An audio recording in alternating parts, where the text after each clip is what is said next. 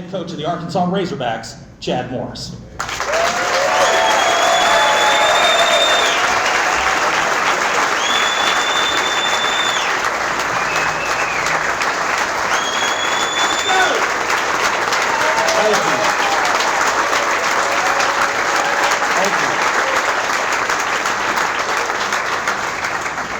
Thank you.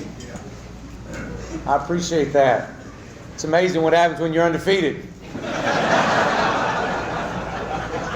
And really, you know, and people have asked me, have I seen the full entire clip of that? And I guess I've missed a few of those, but you know, obviously you can tell right there that there was a proud mom and dad in the bunch. You know, mom never thinks I did anything wrong, and but my dad was exactly right, and I'll get into that. And some of you probably heard and maybe listened Monday when I was speaking, and I've heard so many, you know, Coach, you're going to say the same thing. And I said, well, I'm going to try not to. But here's what I am going to do. I am going to let you know that whatever we do, and our standard at the University of Arkansas is best, and you're going to get my absolute best today. And I just appreciate what you do. I appreciate our Touchdown Club in our city. And what you do in Northwest Arkansas and the impacts of lives that you make and the contributions that you make to be a part of this club and a part of this group that impact high school students and communities all over Northwest Arkansas. So thank you. As a former high school coach, and I am a high school football coach, and I take great pride in that, and I want to wish Coach Conway and definitely wish Coach Clark the best. And I know we've got several staffs here today, and I know your season's getting started. This is always a great time of year. Coach Shelnut actually told me, he said, listen, he said, a fresh start's always a year away. And that's the greatest thing about this profession, and that is we've got a fresh start in front of us. I do want to recognize and honor, I know it's been a little over a year ago, the passing of Coach Broyles, and man, what a great tribute. The video that was out, that was released a week ago, and had a chance to meet his family, and I actually had a chance to meet Coach several times at clinics, and I was starstruck when I met him. And thank you for the impact that y'all have had on the University of Arkansas and all over our great state. And I promise you, I'm not going to let you down. And I'm going to uphold that to the best of our ability. And just so excited to be here and be a part of this. And I want to talk a little bit about a culture, our culture and what we're about. And everybody has culture. You got a culture in your business. You got a culture at your home. You got a culture at your church. Culture is nothing more than a belief that drives a behavior that produces a result. I'm going to say it again. Culture is nothing more than a belief that drives a behavior that produces a result. And as I've shared with our players when I took the job over in early December, I said, if you don't like the results you're getting, obviously 4-8 is not acceptable, and it doesn't matter who the head football coach is, 4-8 is not acceptable for the University of Arkansas. It's not. If you don't like the results you're getting, you might need to look at the behavior. And so we reverse engineer that, and we talk about the reverse engineering effects of change your behavior will change your results. And so we've worked extremely hard to get to that point and where we are today. But before we get going into that, I want to tell you a little bit about me and a little bit about how I got here today and being a part of being the head football coach at the University of Arkansas. My dad was exactly right. My dad would always call me. My dad calls me 2 or 3 times a week, and as a matter of fact, when I look at my phone and he's wanting to know about the game plan and who's quarterback going to be, Chad, and who's this and who's that, and I'm like, Dad, look, I don't know. Well, tell me, what are we going to run on the first play? And so so my dad calls me when all this was coming into play, and I said, Dad, listen, I said, that's the one. And there was a lot of things that are happening at that point in time in late November and early December. I said, Dad, I'll walk backwards to Fayetteville. That's how much I feel like this program is a sleeping giant. This program is a gold mine. So just kind of dialing it back just a little bit, tell you just quickly about me. Married for 25 years to my wife, Paula. We dated 4 years prior to that, and she had a year left to finish college. And so I said I'd majored in math and minored in statistics, and Jack Shelnut was my math teacher, was just so happened to be the toughest coach that I had been a part of. Pushed me far beyond limits. As a matter of fact, there was many days I didn't care for Coach Shelnut. But he drove me unlike any other. He saw something in me that no one else did. And outside of my mom and dad, he and Coach Whiting and Coach McInturf and Coach Jameson. Coach Jameson was a young coach when he started coaching me, and he actually came from Arkansas. And he would always tell me about the Hogs. And I like, Coach, and I was kind of raised and grew up that I was going to go to a school in the central part of the state. And and I was like, okay, Coach, you bet. He's man than Hogs. Talked about the Hogs all the time. So when I got the job here, he's at the spring game. He's heading to Colorado State with my dad. He's so passionate about it. But coaches have made a huge, huge impact in my life. And but been married for 25 years. We have 2 children. Mackenzie, which is a senior at a different school in the center part of the state of Texas, and she's a senior. And it'll take her 4 years to figure it out, but she'll be coming up here after she graduates.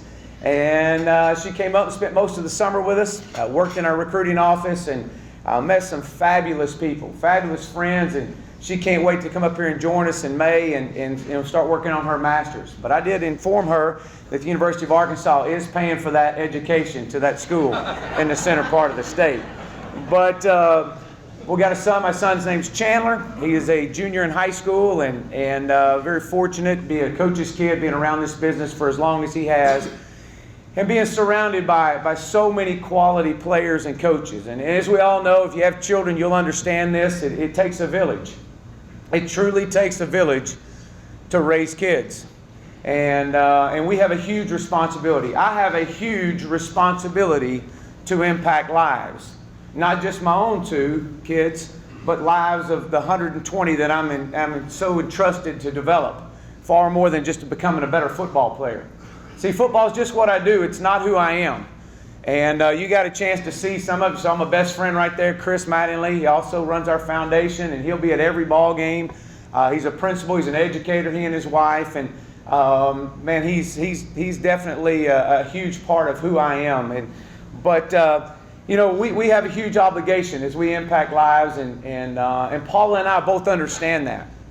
And, so much of who we are is about giving back. But, we had a chance to travel across this great state and see the passion level of our fans. And I got a radio show tonight. I know we're sold out here. We were sold out Monday, sold out tonight. I got another event on Friday morning that they're sold out about. And let me just tell you this. It's not about me. Matter of fact, it's the furthest thing from about me. It's sold out because there's an energy level. It's sold out because there's a passion. It's sold out because there's players that are working their tail that understand that 4-8 is not acceptable. And they want to do something about it. It's sold out because there's a hunger. And there's a hunger level in this state and in our community to see the Razorback football program get back to the top. And it's going to take 3 things really to get it back. And if you follow with me on this, I was raised on a farm, so I'll reference back to a lot of the farming that my dad taught me so much about. But it's about cultivating. How you cultivate the soil. You don't go out and you don't just dig a hole and put a tree in, or you don't go out and dig a hole and put seeds in and expect to grow a great product. You got to cultivate the soil. You got to work the soil. You got to till it. You got to fertilize it. You got to get the soil prepped and ready. Then you plant. You got the planting stage. And in that planting stage, sometimes the planting stage takes the longest. You get the growth that happens, but it's not happening quick enough. Then you get as it starts to grow, and all of a sudden you start seeing some of the fruits on the trees, and you start realizing, okay, now the harvest is there. And so these young men have been working extremely, extremely hard over the last 7-8 months to get into that cultivating and that planting stage and watching this football team grow. But so as we start and we get into this week and getting ready for game week, and you start, man, you just feel it. I was telling the players yesterday and at practice, I said, you can just see it, you can feel it, you can smell it on campus. It's there. Football season is right on top of us, and there's not a better time of year than right now. As high school seasons are starting this week, this is a great time of year to be a part of Northwest Arkansas and what we're about. Our area has produced some fabulous players, and I'm extremely excited about that. 10 guys on our football team right now, not just walk-ons, but 10 guys that are major impact players are on our football team. And guys like Dre Greenlaw, C.J. O'Grady, Ty Clary, Jack Lindsay, these guys are making a huge impact on this team, but not just on the field, but also off the field. And so when we talk about building this program, we're talking about recruiting and starting at home. And right here and right now in Northwest Arkansas. But again, just quickly about me, and I want to lead into some of the other things that I want to share with you. But and I talked briefly about my mom and dad and the impact they've made on my life. And my two kiddos, they're around. They'll be up and back. And of course Chandler and Paula are staying back. And he's got an opportunity to do some special things and planning a great program. And but we're excited. We're extremely excited about being the head football coach. And relationships are what got me here. Relationships with friends, relationships with our families, and building those relationships one day at a time is what's got me to being the head football coach at the University of Arkansas. But as we go and we get into this and start talking about the values and the lessons that we're bringing and we're teaching every day, I have to go back to that video. And you saw my mom and dad right there. My dad was a fireman and actually was in the police force for 20 years and had an opportunity to transfer over and become a firefighter his last 12 to 15 years there in Richardson. And as most firefighters do, they always have 2 and 3, 4 jobs on the side. You work 24, you're off 48. So my dad had a paint contracting business. A lot of you have heard my story about the peach trees and living on that farm and planting those peach trees and understanding how to prune and thin and creating a product that was worth quality, not quantity.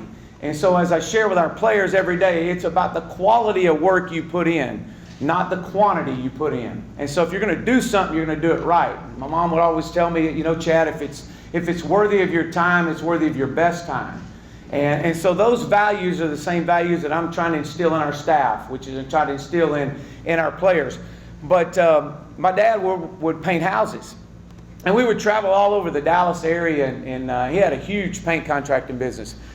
And I couldn't understand, he would say, well, we got to get this house ready. Well, I always thought you just go to Sharon Williams paint store, you buy the paint, you put the paint on the house. And we would spend more time prepping this house to get it ready to paint than we ever would painting the house. And so he would put me up on the ladder and we would caulk the creases, and then there would be little joists that would come together, and we would put screen molding up to cover it up and then caulk the edges. And I just kept thinking, Dad, what are we doing? Why are we doing all this? And he said, listen, Chad, he said, it's about and I'll never forget, I'll come back to that, but one of the worst, I got in trouble one time, unmerciful, was because my dad was going on another job, and he left Chris and I to paint this house or get it ready, and we halfway did it. We were just, okay, let's just we called it show. Let's just put a little caulk up there. We'll show you, Dad, that we're doing a little bit of work here. And man, he came back and he threw a fit. And he said, look, quit, get out of here. I'm going to do this. And he taught me right there. He said, look, if you're going to do this, these people are expecting your absolute best every day. And the value that you bring and the care and the love and what you put into something is what you're going to get out of it. I learned a valuable lesson that day. And that was the fact that whatever you do, pour everything you got into it. Because that's what it's going to take. And it goes back to that culture. What is the culture that you have? What's the culture that your family has? What's the culture that this football program is being built on right now? And it's nothing more than a belief. And it has to start with accountability. And so the values of what my parents and our high school coaches, and Coach, I know I'm talking to several coaches in here right now, but the responsibility that you have, that we have, to impact lives every single day. And days when you don't feel like it, or days when you don't think you're making a huge impact, that's the days you're making the biggest impact. Henry Carter, you saw him on the video right there. I coached Henry I actually coached him, and he worked for me for 10 years. But let me back up about Henry. Henry's dad took me in 1992 when I became a coach, and I was single at the time, and his wife, Cindy, saw a young coach that just graduated college that thought he had a playbook this thick that was going to run the wishbone, the power eye, the speed option, the load option, and get him in a shotgun, and he'd laugh at me all the time. And Henry Sr. would take me in, and he said, Chad, y'all, come over to the house. So he and Cindy would take me and basically adopted me. And really said, you know what, let me just show you, let me demonstrate for you, let me let you understand that this thing is about relationships. As you build your coaching profession, as you start working in that coaching profession, if that's what you want to do, it's about relationships. And I said, Henry, and he was a big man, and I said, and we would call him, because that was small Henry, and we call him Big Henry. I said, Big Henry? And he'd go, and I said, look, I don't know if I want to do this. I don't know.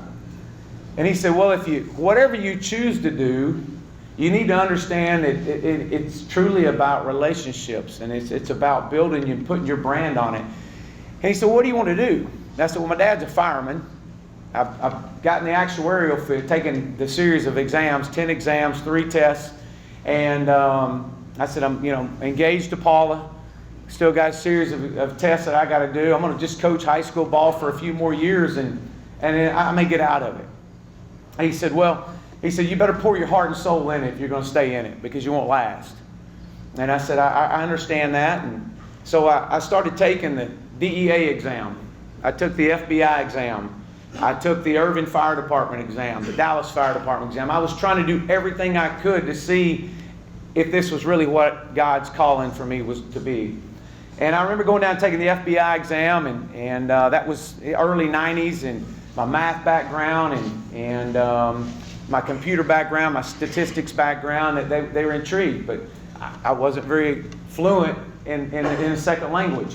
And so that kind of axed me.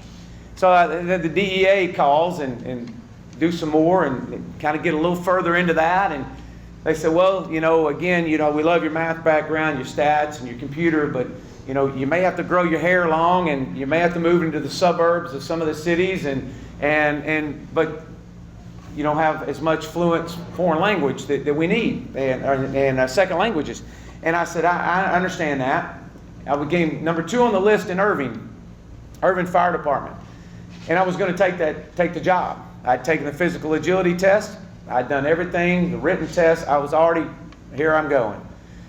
And I remember one night, going back to what some of my coaches had said, I remember one afternoon late, Paul and I, we were married at this time, and going back to what Henry had told me and shared with me, that making an impact in lives. And I remember a knock on the door, and several of our players showed up. And they come in, and we're sitting talking, and they get word that I'm about to leave. And they're like, wait a minute, you can't leave us, Coach. There's no way. You're making an impact in our lives. And my response at that point was, well, wait a minute, you're going to be leaving me in a few years or next year. You're a senior, and these were basketball players. And I said, they're like, Coach, we got a really good team. You can't leave us, and you're making a huge impact in our lives. And it was at that moment right there, after they left, Paul and I sat and talked, and I said, you know what, maybe this is my calling. Maybe this is what we're meant to be doing, is impacting lives. And it wasn't so much the winning that was what was making the impact. It was the relationships. It was the culture that we established and what we were building in Eustis, Texas. And I still give those guys credit all the time about believing in me. I was trusting. I was 21, 22 years old at the time when I got into this business, just a few years older than the seniors. But the values that we were bringing, that was instilled in me at a very young age from my parents and the high school coaches, I was being able to touch lives because lives that touched me. And so I get it. I understand. And I know we're all Razorback fans, and you're probably sitting back there going, when's he going to talk football? And I'm going to talk football in just a few minutes. When's he going to tell us who the quarterback is? I'm not going to do that. So go ahead and take another drink. All right? You need to go to the bathroom. You're okay. You're not going to miss it. But I will tell you this. I will tell you this. We've traveled this state. And everybody that I've met across our state has so much passion. It's evident. I mean, it's evident. Every day you come to our practices. We got former players there. We had a phenomenal event last Saturday to we invited former players back, and we had over 300 plus former players they're always welcome. They can come to any practice. But we opened up that scrimmage, and we don't open up scrimmages to anybody, but we do open them up to our former players. And I kept referencing back, and as I was meeting and greeting Saturday in the weight room with all our former players, and just kept thinking, we got 300 here. I bet you next year we can double this. I bet we can continue to build on this. And I couldn't help but also to realize what Henry would tell me, Big Henry would tell me, and Henry's son, Hank, which I called him Hank, little Henry there, was a sophomore in high school at Eustis, Texas. And I remember going fishing with him, he and his dad, and just seeing the interaction. And as I was interacting with the former players and thinking back to Henry Carter now is the head football coach at Lake Travis High School and worked for me for 10 years. And he was trying to do so much to get out of coaching. He was trying to do so much to move on and progress his career. And so tying both of those together, as I was meeting with those former players and thinking back to Henry and listening to some of the words that Henry had shared with me, he said, Chad, it's about relationships. It's about pouring your heart and soul into everything you got. And so, yes, we had a scrimmage.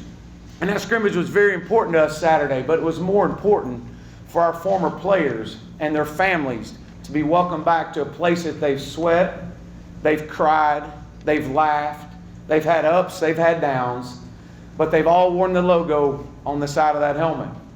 And it was important for me to bring those players back and their families back so that they could share their passion and they could share their excitement. They've walked those same shoes. They've been in that same fall camp that those current players are in right now. And when they think that they are the only ones, because we live in a society right now that our players right now think they're the only ones that have ever wore that logo.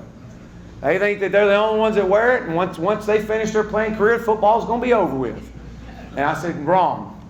Wrong. What you do while you're wearing this logo defines many, many people with how you treat people, how you perform on that football field, and how you perform off that football field. You represent the Arkansas Razorbacks all day long, 24 hours a day, 365 days a year.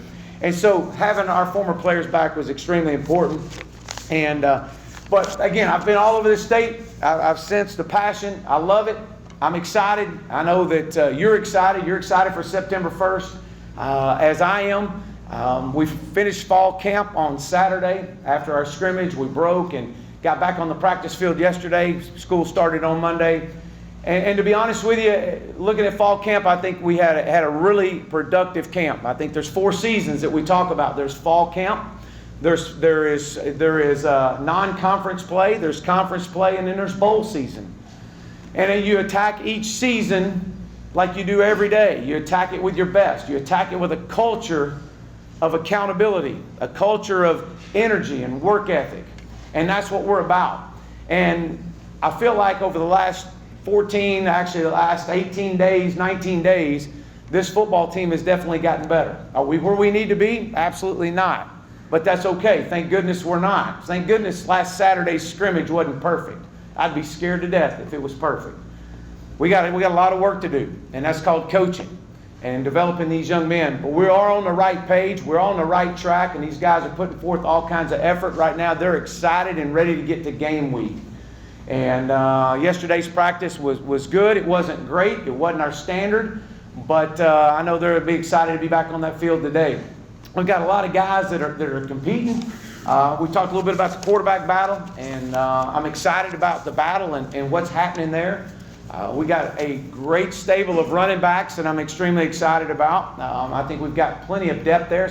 Someone's asked me earlier today, said, where do you feel like you have the most depth at? And I feel running back is probably the deepest position that we have.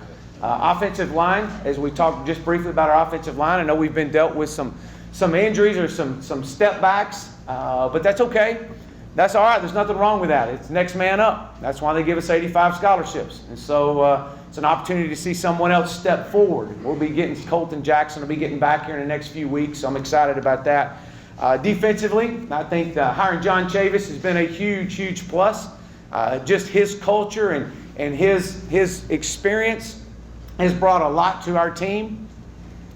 And, he is a very pressure-packed defensive coordinator. You're going to see very different than what you've seen in the past. Our guys are loving it. They're responding to his style of coaching. Going against him every day from an offensive standpoint is absolutely miserable because he brings pressure from all over. You have to look around at water breaks because you feel like pressure is coming. So he's coaching with a sense of pride, and this is, when you start talking about John Chavis, and you look at his historic career and he'll be a future Hall of Fame coach. He's never started a program with someone. He's always came in after the fact. And so for us to have on the fresh end and on the new beginning of a start, he's really excited about this and changing the culture of that defense. You're going to see a lot of pressure there. Dre Greenlaw and Scooter Harris at our linebacker positions have had a really, really solid camp. I'm excited about the back end. Ryan Pulley, a guy that was injured last year, and it's unfortunate, but he's had a fabulous camp and is doing a really good job at that corner position. Santos Ramirez at safety, one of the leaders of our football team. Cam Curl, if you remember, Cam played true freshman last year, played corner, and his true position is safety. And for us to be able to make that move back to safety for him, he's had a really good camp and feels really comfortable back there, making plays. And Chevin Calloway, another one at our other corner position. I'm excited about him. One of our own in our state, Buster Brown. Is had a really good camp. He's come on and he's going to provide us some depth at corner. In our D-line, which I feel like we've got some depth, we're going to have to rotate some of those guys, especially early in the year. But, that Randy Ramsey off that defensive end edge is going to provide just a huge spark. He's got unbelievable potential. So I'm excited to watch his senior year.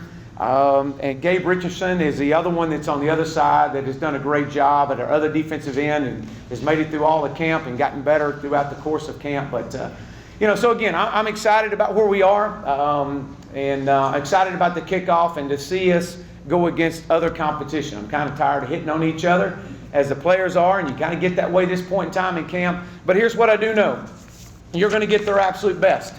You're going to get their best. You're going to see a product on the field that you can be proud of. And I promise you, these guys, through the cultivating, through the planting, and through the growth and the harvest stage, these guys are going to give you everything they got. They're going to make this university proud. They're going to make this community proud. They're going to make this state proud.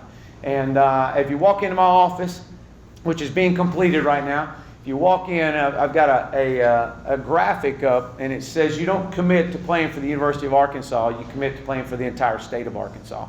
So we understand the value and the impact of the lives and the kitchens and the living rooms and the gyms and the garages and the parks and all across the workplaces in our great state. We understand the obligation we have of impacting each and every one of those areas. And so we don't let that down at all. And we promise you we're going to give you our absolute best, and we're excited about the opportunity. I'm going to close with three things. And I know you've heard me say this before, but I'm very passionate about this. There's three things in life you can't get back. You can't get back. I can't get back. Number one, you can't get back time. Time is something that as a coach, and I shared this the other day, as I walked into a coaching convention a few weeks ago, I remember walking in just a few years earlier, and I thought I was the youngest coach in the whole building. And I walked in the other day, and I'm now one of the older coaches. I'm like, where did that go? So time, you never get time back. I'm the one that always thought that, hey, your kids get older, but mine never will. Chandler and McKenzie will stay 6 and 7 years old for the rest of their life. But no, you can't get time back. Number two, you can't get words back. You got to be careful what you say, what you don't say. Because we have a powerful opportunity to impact lives by just what we say. And nowadays, you have to talk to your kids about what you tweet and retweet, because those are words also. And while I'm saying that, let me share with you, as you impact lives, I know we got coaches in here that impact lives every day. Your own children, let me just say just briefly about them. Make sure you're talking to them. Make sure you're communicating with your own kids, regardless of their age. Make sure you tell them you love them. Again, you can't get that time back. You can't get those words back. And if you're at an age to where that they're really like a sponge and they're really growing and they're really maturing, and you're not talking to them, let me just give you a news flash. They're listening to somebody. Make sure they're listening to the right person. So as a parent, sometimes we want to be their fans or we want to be their friends. I've told Chandler many times, I had to tell him last night, I don't need another 16-year-old friend. All right? I'm not here to be your friend. I'm here to be your dad. I'm here to be to lead you and to direct you. So I challenge you as parents. Sometimes we've got to have those hard conversations. Make sure you're talking to your kids, because if not, someone else is. The third thing I'm going to close with is opportunity. We all have an opportunity to impact lives. You got an opportunity to impact lives in your workplace, just as I do in mine. Just so happen I'm on a platform that impacts thousands, millions of lives, and I understand that. But I also know that if we're impacting the lives right in front of us, we'll eventually reach many, many others by doing things the right way. So time, words, and opportunity. We'll never get these opportunities back. We're going to take advantage of it. We look forward to a great year. It's going to be a lot of fun. And know this, a life touches a life that touches a life. There's people on that video that have touched my lives that will continue to touch these lives at the University of Arkansas. So thank you, and I appreciate you having us out, and go Hogs.